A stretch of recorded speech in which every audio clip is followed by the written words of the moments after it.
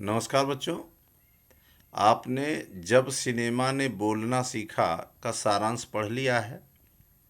आइए आज इसके हम प्रश्नोत्तर करते हैं। तो ध्यानपूर्वक सुनिए, समझिए।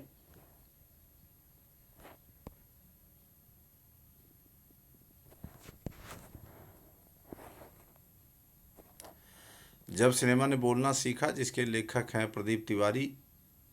पहला प्रश्न है, जब पहली बोलती फिल्म प्रदर्शित हुई तो उसके पोस्टरों पर कौन से वाक्य छापे गए? उस फिल्म में कितने चेहरे थे, स्पष्ट कीजिए। देखिए उत्तर क्या है। देश की पहली बोलती फिल्म के विज्ञापन के लिए छापे गए वाक्य इस प्रकार थे। वे सभी सजीव हैं, सांस ले रहे हैं, 100% बोल रहे हैं। 78 मुर्दा इंसान, 78 यानी 78, 78 मुर्दा इंसान जिंदा हो गए हैं, उनको बोलते बातें करते देखो। इस प्रकार आलम आरा में कुल 78, 78 चेहरे थे, अर्थात 78 कलाकार काम कर रहे थे। प्रश्न 2 है। अच्छा, इसमें एक बात ये भी ध्यान दीजिए कि इस फिल्म आलम आरा से पहले यानी 1931 से पहले जो भी फिल्में प्रदर्शित हुई वो सभी मूक फिल्में थी, जिसे आप गूंगी फिल्में भी कह सकते हो। वे मूक फिल्में थी और उन मूक फिल्मों में कोई ध्वनि नहीं थी, जैसा कि उसके नाम से ही प्रदर्शित है। तो जिसके कारण इस फिल्म को जब ये लेख अर्देशीर एम ईरानी, उन्होंने एक विदेशी फिल्म शो बोट देखी थी, उससे प्रभावित होकर के उनके मन में विचार आया कि वो भी एक बोलती फिल्म बनाएंगे। तब जाके उन्होंने आला मारा बनाई थी 1931 में। तो इसमें 78, 78 कलाकार थे और वो सभी बोल रहे थे, इसीलिए पोस्टरों पर ऐसा लिखा गया, क्योंकि पहली बार ऐसा देखने को मिला लोगों को कि फिल्मों में जो कैरेक्टर हैं वो बोल रहे हैं, हीरो हीरोइन या दूसरे कैरेक्टर जो बोलते हैं। प्रश्न 2 है, पहला बोलता सिनेमा बनाने के लिए फिल्मकार अर्देशीर एम ईरानी को प्रेरणा कहाँ से मिली? देखिए अभी जो मैं बताया था आपको, उन्होंने आलम आरा फिल्म के लिए आधार कहाँ से लिया, विचार व्यक्त कीजिए। फिल्मकार अर्देशीर एम ईरानी ने 1929 में हॉलीवुड की एक बोलती फिल्म शो बोट देखी थी और तभी से उनके मन में बोलती फिल्म बनाने की इच्छा जगी। इस फिल्म का आधार उन्होंने पारसी रंगमंच के एक लोकप्रिय नाटक से लिया। उसके गीतों को भी इस फिल्म में ज्यों का त्यों रखा गया। आपको बता दूं कि मूक फिल्मों में जो है अ, मतलब जब आवाज़ ही नहीं थी तो जाहिर सी बात उसमें गाने भी नहीं थे, गीत भी नहीं थे।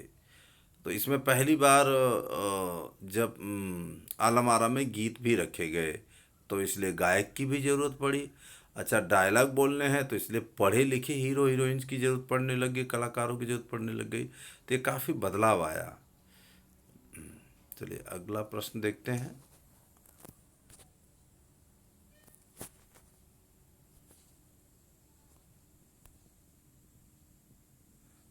तो अगला प्रश्न है तीसरा, विट्ठल का चयन आलम आरा फिल्म के नायक के रूप में हुआ, लेकिन उन्हें हटाया क्यों गया? विट्ठल ने पुनः नायक होने के लिए क्या विचार प्रकट किए? देखिए विट्ठल एक मूक फिल्मों के मशहूर हीरो थे और उन्हें आलम आरा में रखा गया, लेकिन उर्दू बोलने में उनको दिक्कत आती थी, इसलिए उनको हटा दिया गया था पहली बार में तो फिल्म से। लेकिन उन्होंने कोर्ट में मुकदमा दायर किया और इस प्रकार से दोबारा अपना नायक बनने का उन्होंने अवसर प्राप्त किया, क्योंकि उन्हें भी था कि भाई पहली बोलती फिल्म का मैं पहला हीरो था तो मुझे हटाया गया, तो पहला हीरो बनने का अवसर मिले। तो देखिए क्या है कि उत्तर है, विट्ठल को फिल्म में इसलिए हटाया गया क्योंकि उन्हें उर्दू बोलने में परेशानी होती थी। पुनः अपना हक पाने के लिए उन्होंने मुकदमा दायर करा किया और विट्ठल मुकदमा तत्कालीन सुप्रसिद्ध वकील मोहम्मद अली जिन्ना ने उनका मुकदमा लड़ा और विट्ठल मुकदमा जीत गए और भारत की पहली बोलती फिल्म के नायक बने। पहली सवाक फिल्म के निर्माता निर्देशक अर्देशीर को जब सम्मानित किया गया, तब सम्मानकर्ताओं ने उनके लिए क्या कहा था? अर्देशीर ने क्या कहा और इस प्रसंग में लेखक ने क्या टिप्पणी की है, लिखिए। उत्तर है, पहली सवाक फिल्म के निर्माता निर्देशक अर्देशीर को प्रदर्शन के 25 वर्ष पूरे होने पर सम्मानित किया गया और उन्हें भारतीय सवाक फिल्मों का पिता कहा गया। तो उन्होंने उस मौके पर कहा था, मुझे इतना बड़ा खिताब देने की ज़रूरत नहीं है, मैंने तो देश के लिए अपने हिस्से का जरूरी योगदान दिया है। इस प्रसंग की चर्चा करते हुए लेखक ने अर्देशिर को विनम्र व्यक्ति कहा है।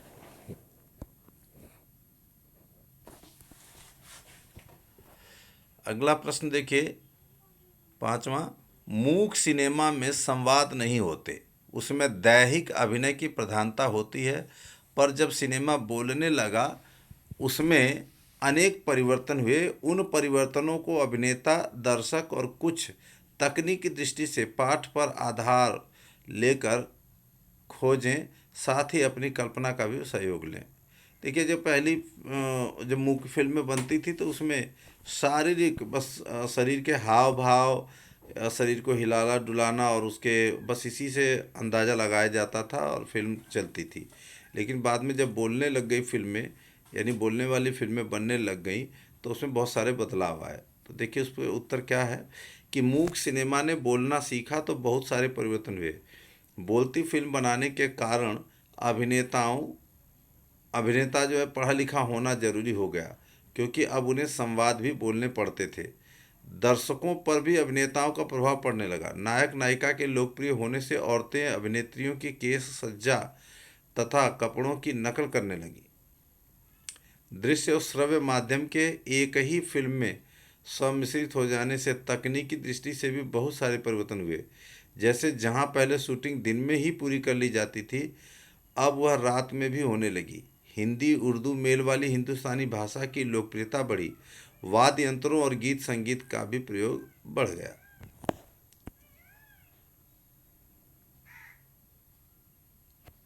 अगला प्रश्न है, डब फिल्में किसे कहते हैं?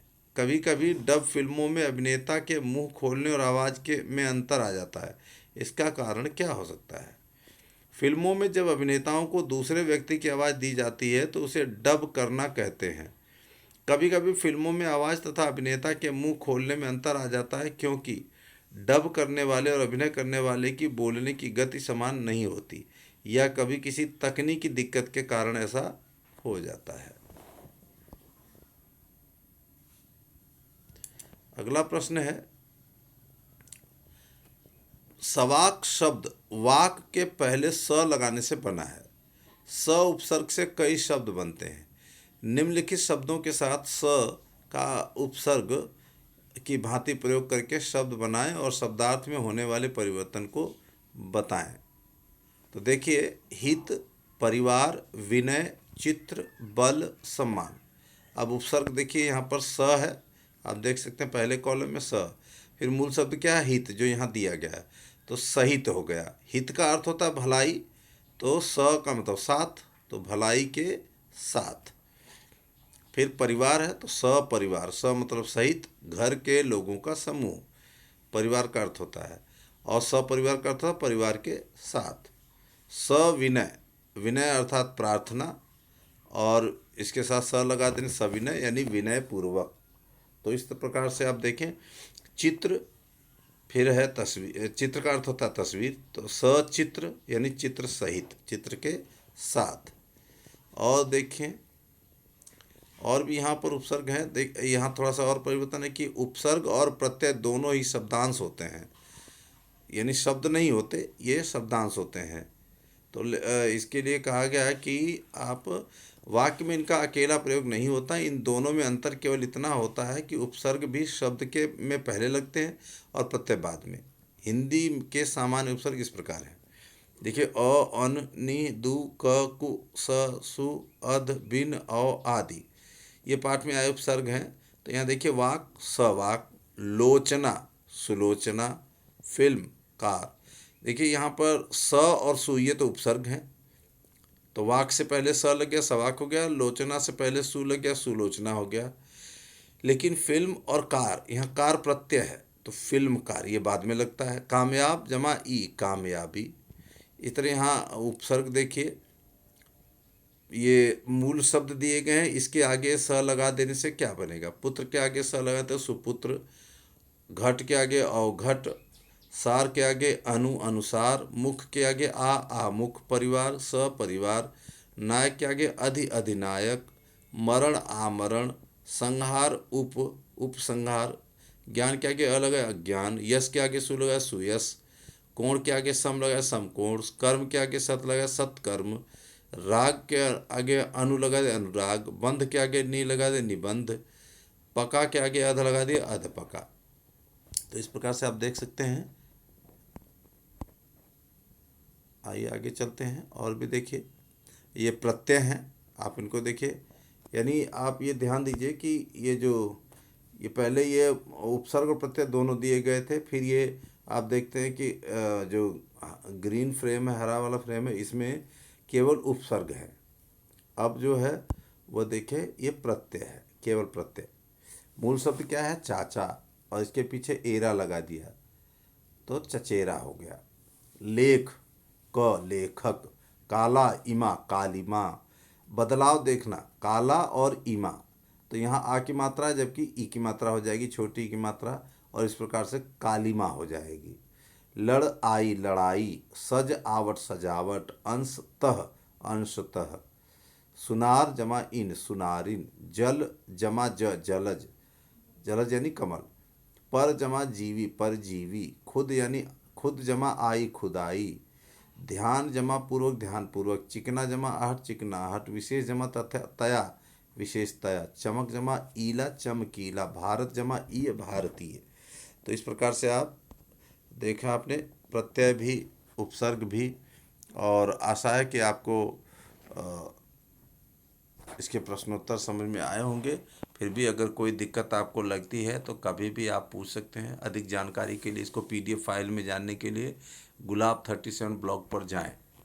आप टाइप करेंगे तो वहाँ पर जस्ट अनदर ब्लॉग आ जाएगा और आप उसमें से इसका लिखित प्रारूप देख सकते हैं। तो इन्हीं शब्दों के साथ बहुत बहुत धन्यवाद। घर में रहें, सुरक्षित रहें।